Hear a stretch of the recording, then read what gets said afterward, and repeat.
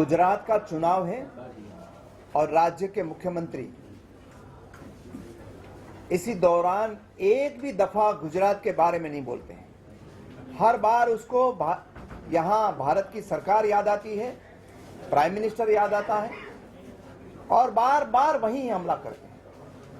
लेकिन ये 11 साल के शासन में मुख्यमंत्री श्री ने 10 लाख करोड़ की संपत्ति बड़े उद्योगपतियों और अपने चहेते लोगों के बीच में उसने डिस्ट्रीब्यूट कर दी है और उससे 10 लाख करोड़ का गुजरात की जनता को नुकसान हुआ।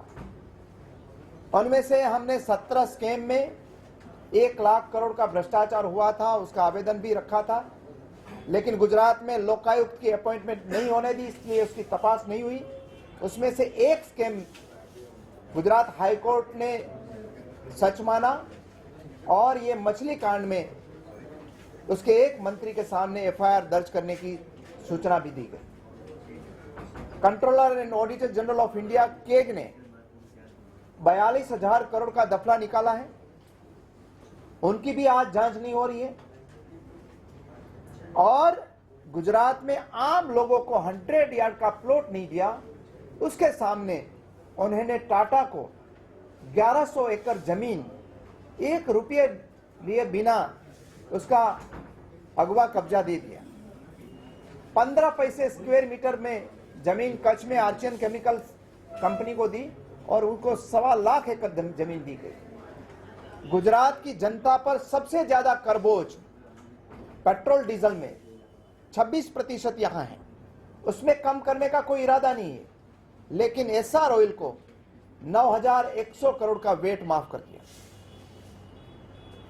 अहमदाबाद में जो हॉस्पिटल और शिक्षा संस्थाओं ने अनेक लोगों ने जमीन मांगी थी, उसके लिए वो नहीं दी गई, लेकिन एक होटल प्रोजेक्ट बनाने के लिए उनको जमीन 4,200 रुपीज थ्रो अवे प्राइसेस में दी गई। गांधीनगर में आज तक कोई भी मुख्यमंत्री ने 1 चौरस मीटर भी जमीन बिल्डर्स को नहीं दी, लेकिन मुख्यमंत्री श्री ने 7 बिल्डर को 470 रुपीज पर स्क्वायर मीटर भाव से लेकर 5,000 रुपीज तक उन्होंने 1-1 लाख चौरस मीटर जमीन दे दी, जबकि उनके सामने इंडियन एयरफोर्स ने जमीन मांगी तो उसी जमीन का 8,800 रुपया मांगा गया। मुख्यमंत्री को इतना प्रेम क्यों है बिल्डर के प्रति और इतनी नफरत वायुदल के सामने क्यों है कि उनको जमीन नहीं दी जा रही है? तो ये 10 लाख करोड़ रुपीस की जो संपत्ति है मुख्यमंत्री ने 11 साल में लुटा दी है।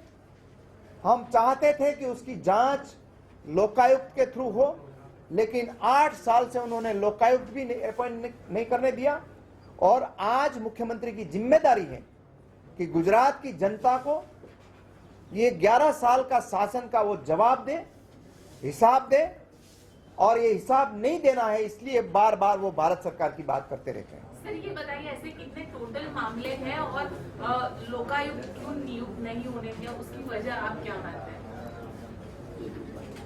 मुख्यमंत्री ये मानते हैं कि अगर एक दफा लोकायुक्त आ गया तो उसके सिवा जेल के सिवा कोई रास्ता ही नहीं है, इसलिए वो येदियुरप्पा जैसी गलती नहीं करना चाहते हैं।